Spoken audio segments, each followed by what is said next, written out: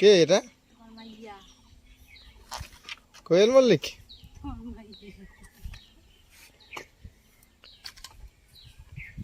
দেখো বন্ধুরা, ওকে কাজে লাগাই দিছি আজকে।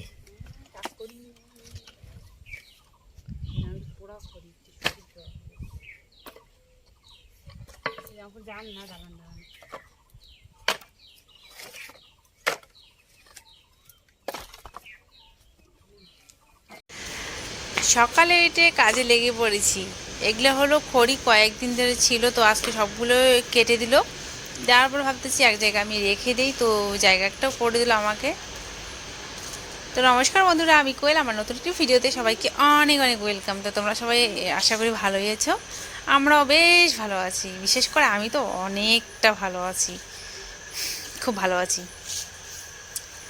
তারপর দেখো এখানে হলো কি বলে, ফুলগুলো যে হয়েছে, এই ফুলের নামটা ঠিক আমার জানা নেই, কিন্তু এই ফুলটিতে পুজো দেওয়াও যায় না। জঙ্গলি ফুল একটা, কিন্তু দেখতে খুব সুন্দর ফুলগুলো। আমাদের বাড়িতে যেই আসেন এখানে বলে যে ফুলগুলো তো খুব সুন্দর। তো ওই হলো ব্যাপার, দেখতে দূর থেকে ভালো লাগে। তো এটা হলো ওদের নিয়ে আসা হয়েছিল, তো দিয়ে আসতেছে এখনও গিয়ে। যাদের জিনিস তাদের বাড়িতে পৌঁছে দেওয়াটাই ঠিক আছে, তাই না? কতদিন বা রাখবো নিজের কাছে, তো রেখে দিল। চলো আমার মাম্মাম কি বলে শুনে নাও তোমরা। হ্যালো গাইস, তো আজকে হ্যালো গাইস, তো আজকে দেখো আমরা এখানে দাঁড়িয়ে আছি।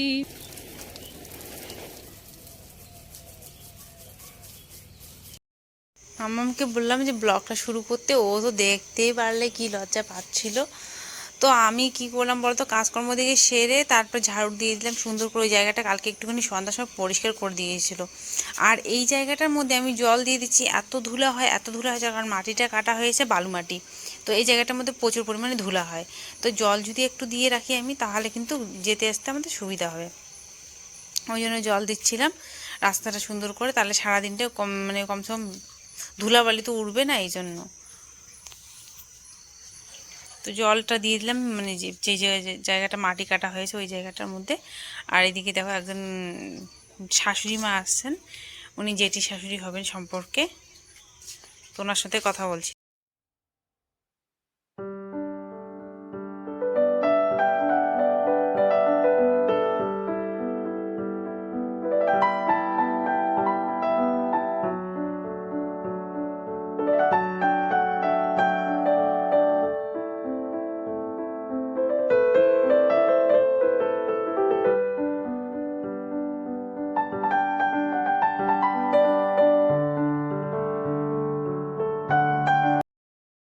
আর এদিকে চা করে নিলাম। আর কালকে রুটিগুলো ছিল, কালকে কি পরশু দিনের রুটিগুলো ছিল, তো রুটিগুলো আমি তেল দিয়ে না একটুখানি ভেজে নিলাম, না হলে খাওয়া যাবে না, নষ্টও হয়ে যাবে। মানে 3 জনের জন্য 3টেই ছিল, বেশি ছিল না। আর কালকে তো দুধ নিয়ে আসা হয়নি, তার জন্য পাউডার দুধের চা করে নিলাম, আমুল যে দুধটা হয় সেটা দুধের। তো 3 জনের জন্য চা করেছি, চা একটুখানি বেশিও হয়ে গেছে।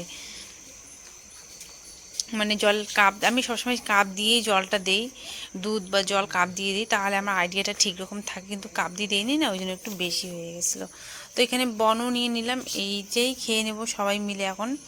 এখানে বন, আর তার সঙ্গে হলো রুটিগুলো ভাজা, আর তার সঙ্গে দুধ চা। হ্যাঁ, অল্প অল্প কোনো গাড়ি আদা আছে তোমার দুশো? আছে, হ্যাঁ আছে আদা 200 টাকা কেজি গালা আছে। হ্যাঁ, কাটেন কেন রে? হ্যাঁ, মোড়ে তো দিছি। এই মোড়ে থেকে কাটাটা ভালো। হ্যাঁ, কাটে বলে কাটিয়ে ওখানে আরো কাটবেন, মোড়ে দিতে আমি আগে মোড়ে দিছি কিন্তু। কাকা হাই গাইস, দেন না এলে দেন না গাও যাবি দি এটা দিলে কেমন হবে ফেসবুকত? মাথা নষ্ট হয়। 25 কেজি চালের বস্তাগুলো হয় না, আমি কোথায় কোথায় রেখেছি জানি না। 1 বছর চাল খাই, তো চালের বস্তাগুলো যে আমি কোথায় রেখেছি আমি নিজেও জানি না। সেই বস্তাগুলো আজকে আমাদেরকে লাগবে, কারণ তোমরা একটু পরে দেখতে পারবে কেন লাগবে আমাকে বস্তাগুলো। তো এখানে রেখেছি কিনা দেখতেছিলাম, তো এখানে তো আমি রাখিনি। তার মধ্যে একটা জিনিস, এই টলি ব্যাগটা জয়পুরে নিয়েছিলাম আমরা, তো টলি ব্যাগটার মধ্যে দেখো ইঁদুর ঢুকে। এখন আমি করব হলো রান্না। তো রান্না কি করব ভাবছি, দেখো ও বলেছে যেটা আমাকে সব মিশানো একটা সবজি রান্না করতে বলেছে। তো এই যেখানে বেগুন, তারপরে একটা একটা করে নিয়ে নিই, সবগুলো নিয়ে করছি। তো সব কাজ সেরে এখন চলে আসলাম, 11টার কাছাকাছি প্রায় বাজে, মানে আজকে অনেকটা লেট হয়ে গেল। লেট হওয়ার কারণটা সকালবেলা তো রুটি চা খেয়েছি না, ওই জন্য অতটা খিদেও নেই। আর রান্নাটা আমি একবারই এখন করব। তো সবজি নিয়ে নিই কি কি রান্না করব।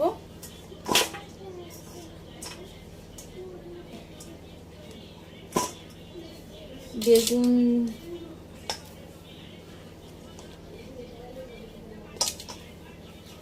কোয়াশ, বেগুন এগুলো রান্না করবো।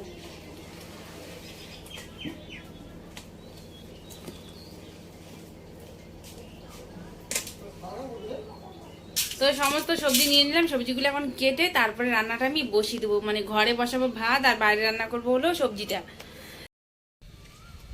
তো সবজি টবজি কেটে দিলাম, কেটে এই যে খোসাগুলো ভাবছি গাছের গোড়া দিয়ে দিই। আর এই গাছটা দেখো, স্থল পদ্ম গাছটা অনেকটা বড় হয়ে গেছে। এই গাছটা না আরো অনেক বড় হবে। এই গাছগুলো মানে অনেক বড় বড় হয়। মানে এই কিছুদিন আগেই তো লাগিয়েছিলাম, বেশি দিন হয়ও নি, তখন দেখো কত বড় হয়ে গেছে। আর এইখানকার গাছটা কত ছোট এখন। এই যে এই গাছটা, এটা একটু সাদা সাদা কড়ি আসছে, ফুল আসবে কিছুদিনের মধ্যেই। আর বড়মশাই হলো গেছে হলো মাটি আনতে, আদা লাগানো হবে বলে মাটি নিয়ে আসতে গেছে। তো নিয়েও চলে আসছে। অনেক কয়দিন থেকে ওর কানের সামনে ঘ্যান ঘ্যান ঘ্যান ঘ্যান করছিলাম। তো আজকে ফাইনালি ও আমাকে মাটিগুলো এনে দিবে। এত রক্ত হয়ে গেল।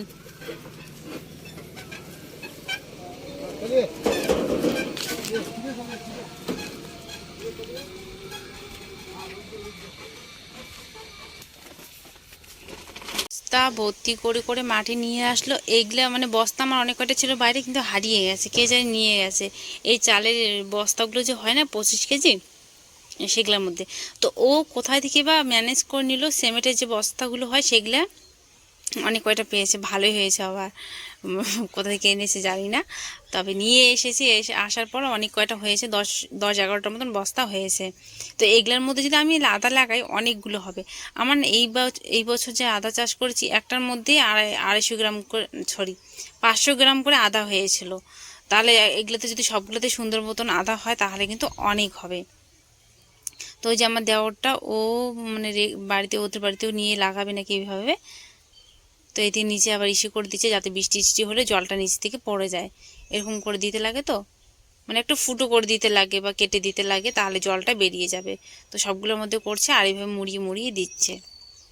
তা আমি এবার আদাটা বের করে বিকেলের দিকে লাগাবো। তো এইখানে আদা আছে, আদাগুলো ঢালি।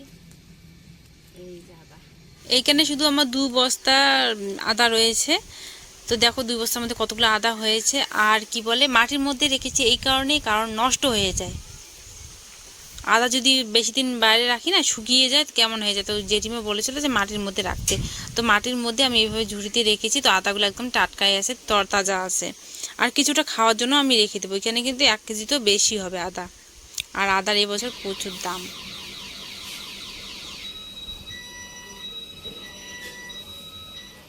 আকার দিবা না, আমি জানো।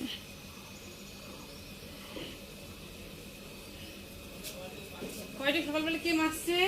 আমি। বাবা,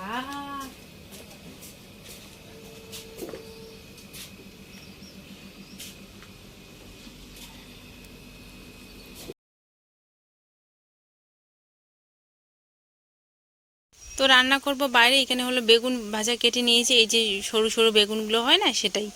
তো বেগুন ভাজা, আর হলো ওইদিকে আমি কেটে নিয়েছি হলো অনেক রকমের সবজি। তোমাদেরকে তো বললাম না, ঝিঙে, কোয়াশ, আলু, সয়াবিন, সমস্ত কিছু একসঙ্গে রান্না করব। তারপর আর জানি কী ছিল, বেগুন, সব মিশানো একটা সবজি রান্না করব।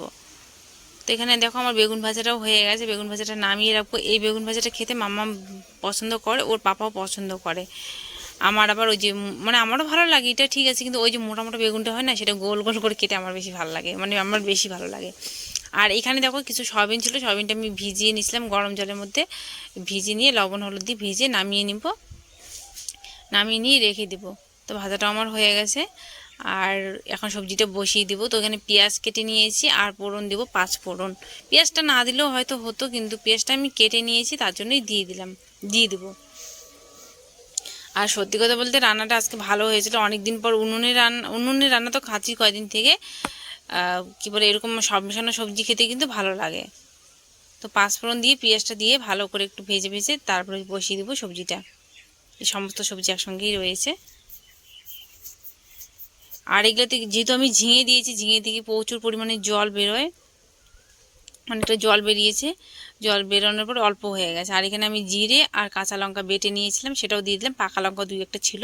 আর সয়াবিন ভাজাটা দিয়ে দিয়ে ভালো করে এবার কষিয়ে একটু জল দিয়ে দিয়ে আমি নামিয়ে নিয়েছি। নামিয়ে নিয়ে